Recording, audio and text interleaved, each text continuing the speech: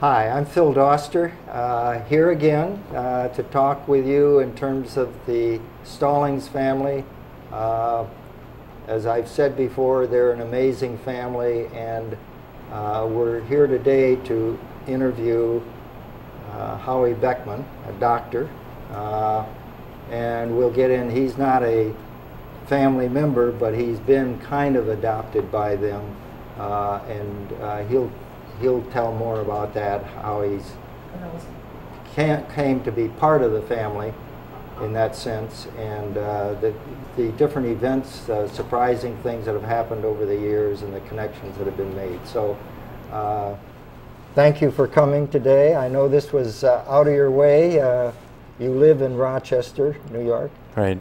You've lived other places, but that's been your main base over the years, right? I grew up in Boston. In Boston? I went to college here, so I spent about 20 years in Boston. Then I moved to Detroit. Now, what college did you go to in here? Brandeis. Brandeis, oh, okay. And then I moved to Detroit to go to medical school at Wayne State University. And then I enjoyed Detroit so much that I stayed on for training. Okay. And then stayed on as a faculty member until 1990. So for 20 years I was in Detroit. At Wayne? At Wayne State University. Okay, okay. And then in 1990 I moved to Rochester, so I've been there for 24 years now. Yeah. Well, I'm going to read some stuff from I went on the internet to find your bio kind of thing. Dr. Beckman earned his medical degree and completed his residency at Wayne State University, as you said. He completed the Facilitator and Training program at the American Academy on Communication and Healthcare. Dr. Beckman currently serves on the board of the American Academy on Communication and Healthcare and on the Health Services Research Study section. Wow, this is complicated. But that's what you do now? That's part of your... Actually, my primary job now is I'm the Chief Medical Officer for a company called Focus Medical Analytics that tries to use information to help improve the quality and cost of healthcare. And I recently was the director of innovative strategies for the Finger Lakes Health Systems Agency, which is a regional health collaborative that tries to engage sort of all the stakeholders in a community to improve health. Right. There's a similar type of collaborative in Detroit as well, and actually in Boston. I lived in Corning. My wife and I lived in Corning area and raised our kids there for a number of years. So we must have benefited from some of that. Right. The Finger Lakes Health Systems Agency does the 9-county Finger Lakes region. Right. Yeah. So very impressive. Well,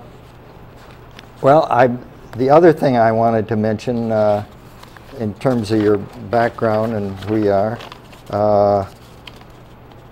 on the internet I came across this picture of you. But awards, honors, and recognition listed in U.S. News, top geriatrician in America, 2011. Blue Works Award, Blue Cross Blue Shield Association, 2009.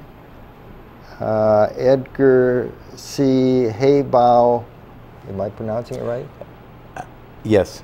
Article of the Year Award, American College of Healthcare recipient with Richard Frankel, PhD, Lynn Payer Award.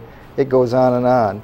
Listed America's Top Physicians, 2002. Listed Marquee Who's Who in America, 2002. Listed Marquee Who's Who in the East, 1998.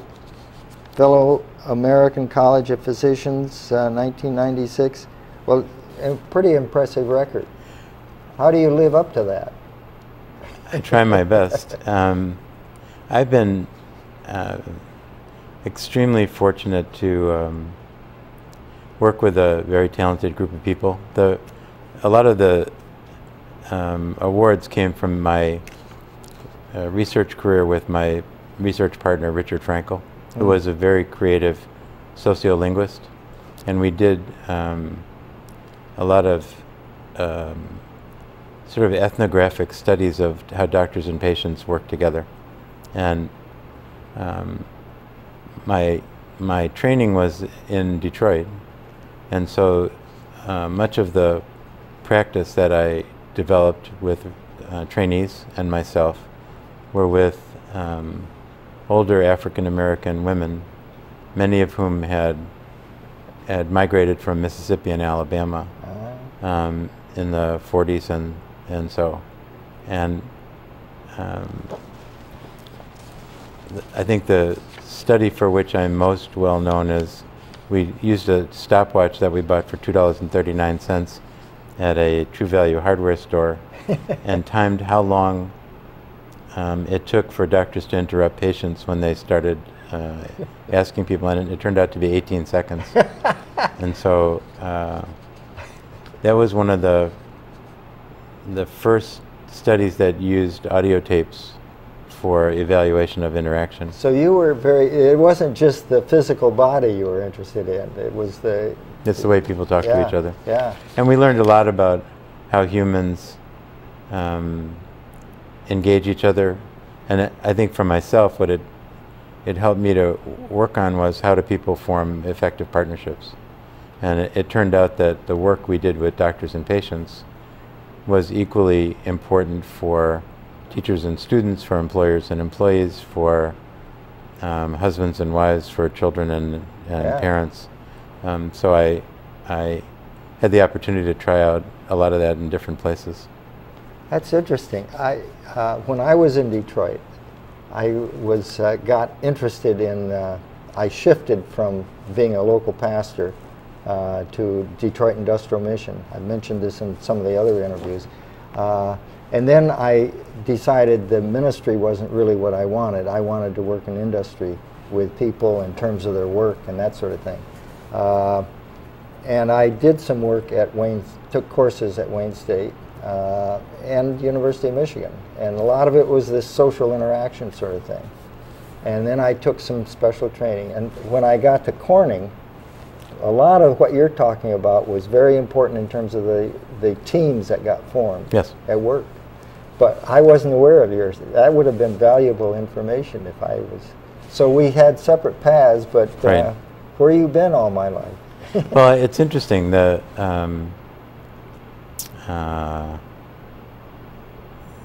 In creating effective medical care now, the emphasis is all on teamwork. And so rather than put everything on a physician, the work is being separated into teamwork. And how these teams function is currently the biggest barrier to changing healthcare significantly. And so a lot of what people are focusing on is how do you create relationships that are meaningful.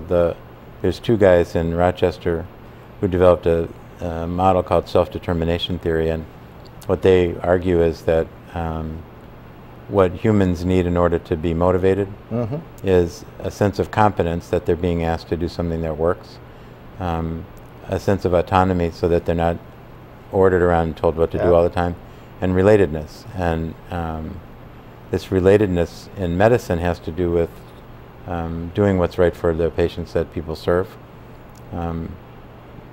But Gladys's family had relatedness down cold.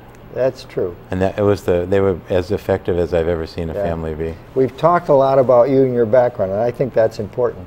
But the connection is in terms of Gladys and her family.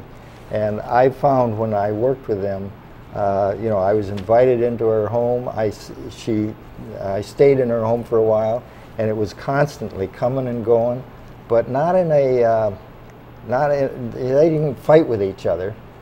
They were just very collaborative and always making group decisions and stuff. I was impressed. So one of the things that helps people get along is if they have a common mission. Yeah.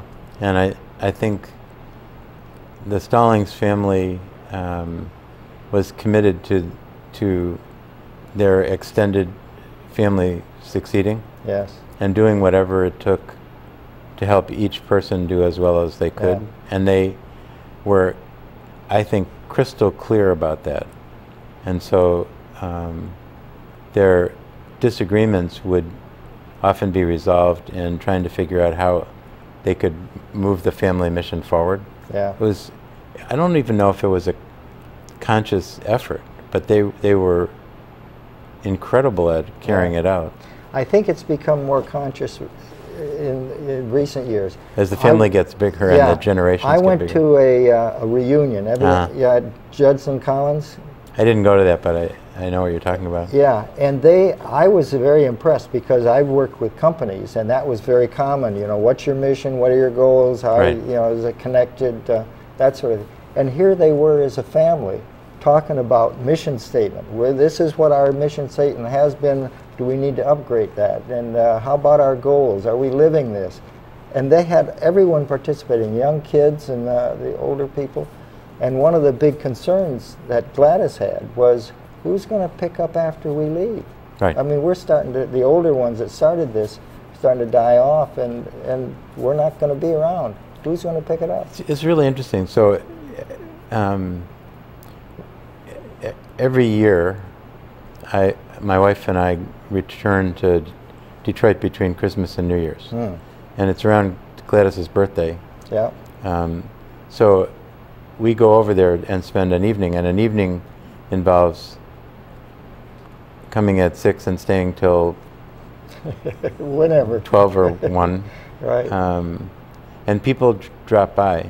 Yeah. And one of the things that I have observed is the way of being that was established for Gladys's children is now being established for not just the next generation, but the next generation after the next generation. Yeah. Yeah. And we used to bring our son, who was, you know, between 7 and 12, and he would just be scooped up into the family. Yeah.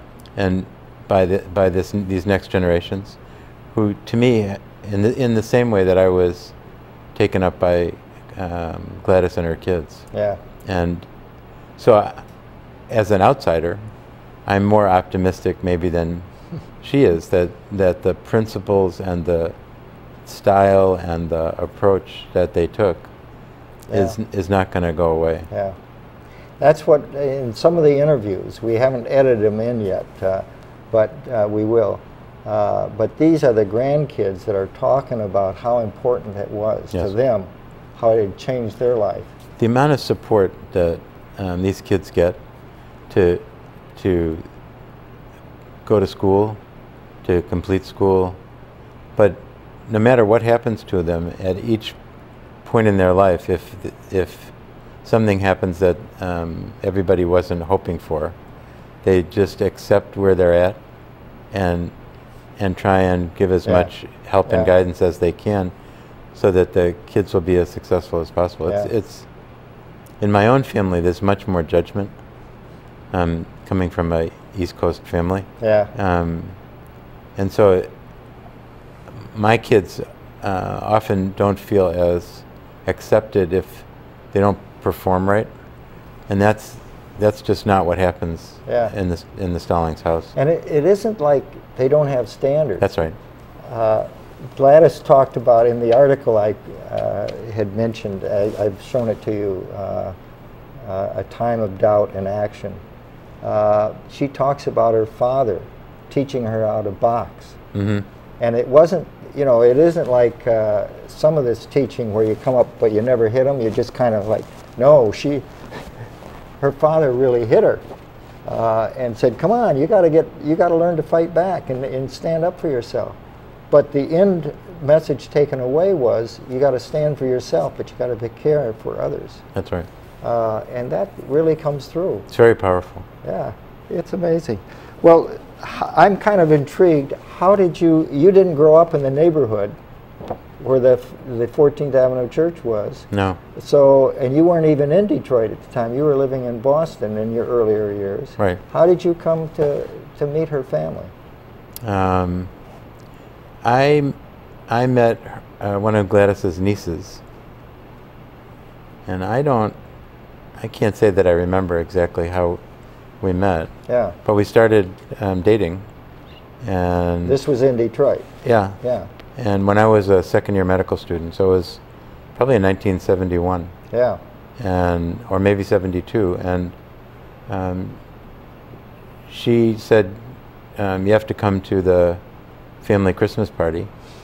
And I said, do you think that'll work? And I didn't know anybody, and it was at Gladys's house. And now that was when she was living in Highland Park? Or? Yeah, on McLean and Highland Yeah. Park. And it turned out I was living a block and a half away on Farron, and it was interesting because it was 1 block away from Chrysler's world headquarters. Oh yeah. And Highland Park has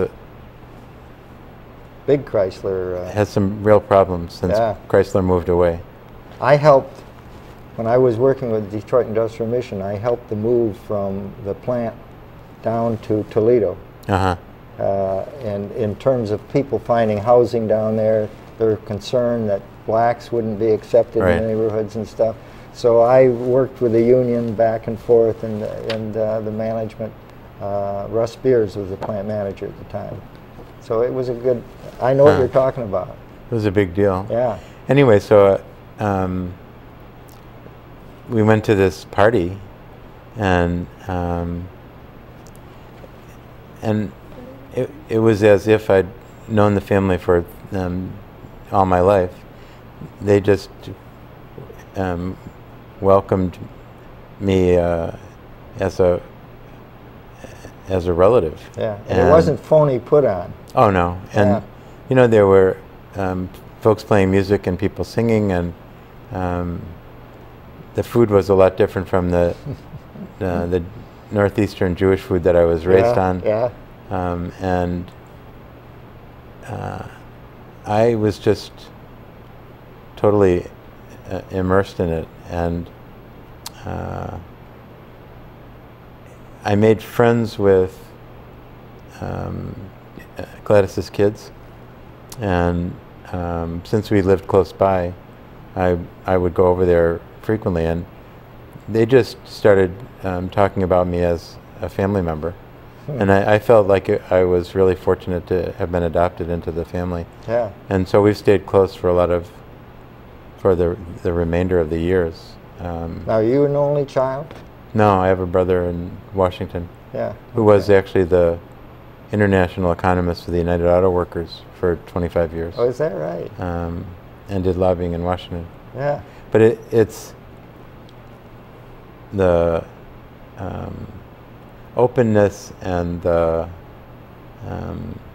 camaraderie was very different from what I had known. It was really, for me, an incredible place. It's where I spent holidays, and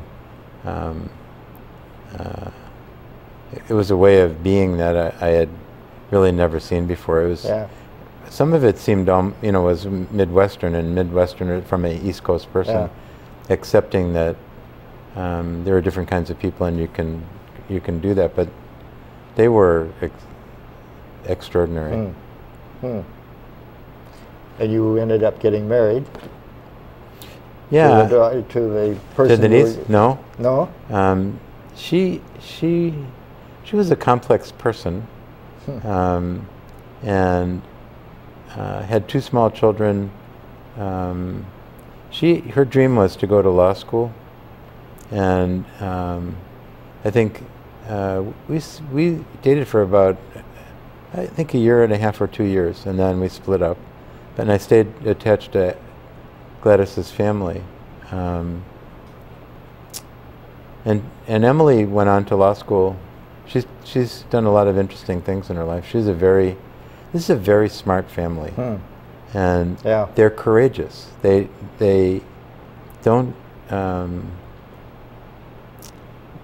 acknowledge barriers that other people acknowledge. Yeah. They're not afraid. Part of it is the family support. Yeah.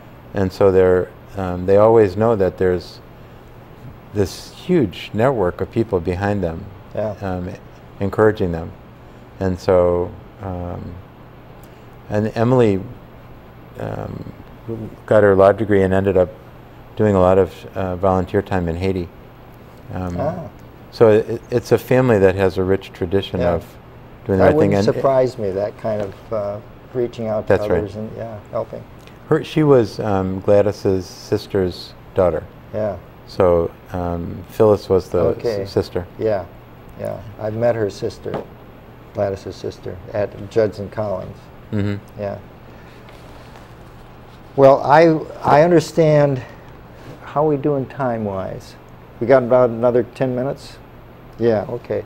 I want to make sure to cover certain things. I know we have limited time, so talking about. But I understand one of the things that happened was you took Gladys and her kids to Puerto Rico or someplace. The Virgin Islands. Virgin Islands. That must have been a treat for them, and that was a complete surprise to them. That I've talked with Cliff; he'd mentioned it. This Howe, my God, you couldn't believe. But that must have meant a lot. I mean, obviously, you respected the family a lot to do that, and wanted to make some payback in the sense of all they'd done for you. Tell me about that. How that came about. After college. And before medical school, I got a job teaching high school in Charlotte Amalie High School in the Virgin Islands. So you had connection there. So when I actually loved my time there. It was for a year and a half. And when I left, I didn't know much about medical school. So I just told everybody in the Virgin Islands that I'd be back in 4 years as a doctor, realizing that you had to do training after medical school. And so the culture there was so different from Boston, and I appreciated it so much. I think in over the years when I was talking to Gladys and her family, I'm sure I talked about the Virgin Islands a lot. Yeah. And so it became clear to me that they were not going to get there, and especially not get there in a group, without some external prodding. Yeah. And so I said we should go, and everybody said yes. And so I think we started figuring out who could make it. Yeah. And it was something it wasn't that many years after I had been or lived there. So I knew the place really well. Yeah. And it was I think it was a big experience for them. And I'm sure they'd never been in it's 30 square mile island. It's not very big. Yeah. But it's a majority African American population. And what island was it? St. Thomas. St. Thomas. Okay. And I think it was at least interesting for them to see the St. Thomians were raised to think of themselves as the dominant culture. Yeah. And so when I lived there, it was always talk about how the mainland African Americans differed from the West Indians. Yeah. And I think, it was during the mid to late 70s. There was a lot of learning and growing going on about identity, and I think it was interesting for them, the Stallings, to see and be immersed in a culture that thought of itself as the dominant culture in a place. Yeah. And that was very different from Detroit, where the racial divides were astounding to me. Well, I tell you, that lives on in memory with a very positive memory for that family in terms of that. We had a really good time. Yeah, well, it sounds like it. Okay. Just a couple other things. You mentioned, I mentioned to you earlier that J. Edgar Hoover had put his agents on tracking Gladys's, what she was doing in the turbulent 60s when she was very active. And you said that you had also been... Yeah, I was, when I came to Detroit, some of the other people I met in medical school had fairly strong beliefs about social justice. And so we started a group at the school called the Norman Bethune Collective, which was named after a British thoracic surgeon who went to China and worked with Mao, and became really a legend. It turned out he had spent time in Windsor across the river from Detroit, and so we did a fair amount of political work with people in the city. Some of the other guys had helped set up a free clinic in Detroit, and it didn't take so much for the FBI to want to watch people. So I think I got my file in the 80s when people started doing the Freedom of Information Act. Yeah. And we had been surveillanced pretty aggressively. Yeah. And I think I'll not tell all the stories, but it was amazing who was viewed as a potential threat by the establishment at the time. Well, this is some of the report that Gladys got the same way, Freedom of Information, and her name. And the thing that really struck me was some of my close friends that I worked with were on this report too. Sure. So, well, Gladys was a powerful advocate for social justice. Yeah. The fact that being an advocate for social justice makes you a potential threat to the government is pretty scary. Yeah, it is. Now, you also mentioned you took care of Rosa Parks. Yeah, I was in our clinic one day, and I got a call from the cardiology department, and they said there's an old black woman up here who needs a doctor. So I asked the residents. I said, someone needs to see this person. Yeah. But anybody got time? Everybody said they were too busy. So I said, well, I'll do her. And then you didn't know what her name was at that point. No. Yeah. And then all of a sudden, I realized that it was incredibly quiet in the clinic, and I said to the nurse, what's going on? She said, you have to go out front. And there were all these people in the waiting room looking in the same direction at this other woman. I said, oh my God, that's Rosa Parks. And they said, yeah, she's the woman from upstairs that you're going to be seeing. And then all the residents said, no, I'll do it. Yeah, and I said, too late. No, you blew your chance. And so I got to take care of her for 4 years until I left Detroit. Is that right? Yeah. And it was a astounding honor, just an astounding honor. She was such a graceful, wonderful person. Yeah. Okay. Well, we could go on and on and on. One of the things I'm interested in is the role of music and Motown and everything, but we don't have time for that now. Maybe some other time we can get together and my wife's family is equally interested in Motown, and so there's a lot of dancing at her family gatherings and as well as the Stallings. The Stallings, yeah. And it is just a magical family. It is in many ways, and it speaks for the family in terms of the way they integrate. It isn't just, there's some families, all social justice, that's all it counts, and others, music, I don't care about. They integrate it all back and forth. Yeah, I view it as one of the most important sort of foundational parts of my life was being able to have them and get their support and feedback about how I decide to spend my life. Yeah. Well, thank you very much, Howie. It's a pleasure. It's been a pleasure for me. And this is the first time we've met. I've talked on the phone with you.